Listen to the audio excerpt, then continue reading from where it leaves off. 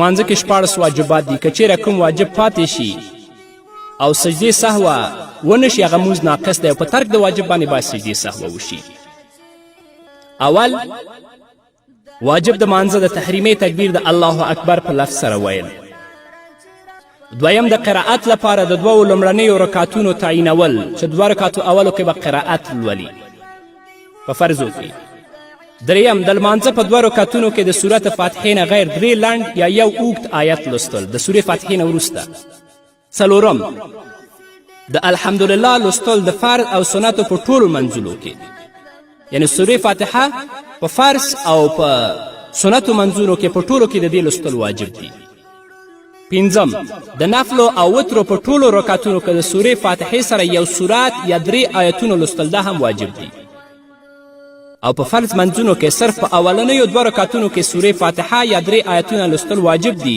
په دریم او څلورم رکعت کې لوستل سنت دي، ځکه چې رسول الله صلی الله علیه وسلم فرمایي چې د هغه چا لمونځ نیمګړی دی چې سورت فاتحه پکې ونه لولي.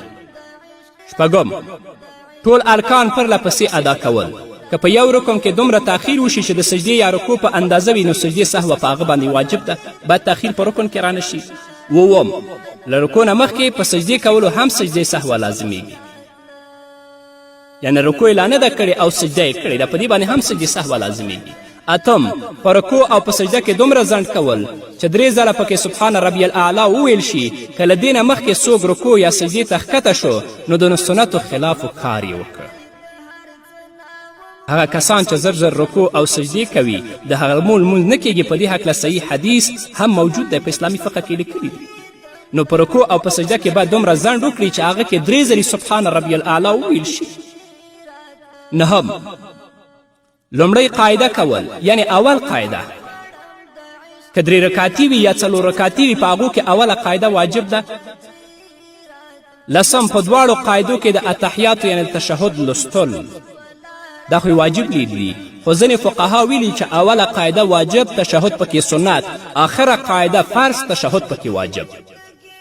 دولسم ټول رکنونه په صحیح توګه ادا کول چې په هغه کې تیزوالی نه وي.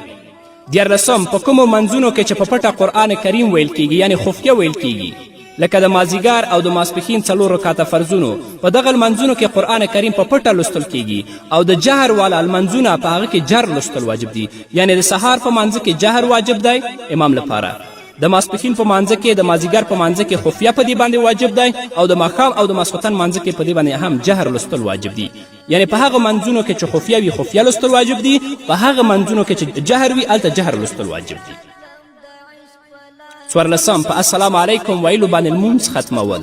پنځلسم د وتر مانځه لپاره په 3م رکعت کې دعای قنوت لوستل، یعنی د وترو په منځونو کې دعای قنوت لوستل دا هم واجب دي. شپاړسم د اخترونو په منځونو کې 3 تکبیرونه ویل.